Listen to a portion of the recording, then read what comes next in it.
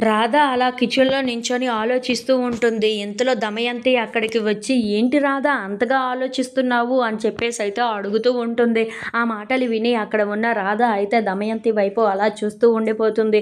ఇంతలో అక్కడ ఉన్న దమయంతి మాత్రం, "నా కోసం ఆలోచిస్తున్నావా? లేదంటే రేపు జరగబోయే ఆ నల్లపూసలు నీ మెడలో ఎలా పడతాయా అని ఆలోచిస్తున్నావా?" అని చెప్పేసైతే అడుగుతూ ఉంటుంది. ఆ మాటలు విని అక్కడ ఉన్న రాధ అయితే మౌనంగా చూస్తూ ఉండిపోతుంది. ఇంతలో అక్కడ ఉన్న దమయంతి మాత్రం, అవును నా కోసం ఆలోచించినా పర్వాలేదు. రేపు జరగబోయే ఆ నల్లపూసల పండగ కోసం ఆలోచించు. అసలు ఏం జరగబోతుందో ఏంటో మరి అని చెప్పేసైతే అంటూ ఉంటుంది. ఆ మాటలు విని అక్కడ ఉన్న రాధ అయితే ఒక్కసారిగా షాక్ అయిపోయి దమయంతి వైపు అలా చూస్తూ ఉండిపోతుంది.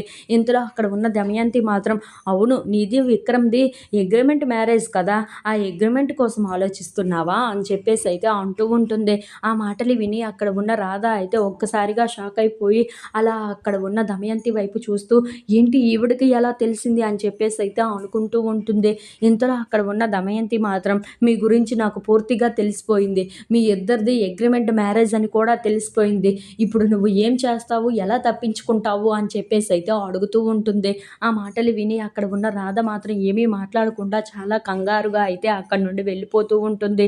అది చూసి అక్కడ ఉన్న దమయంతి అయితే నవ్వుకుంటూ ఉంటుంది. If you like this video please like, share and subscribe friends.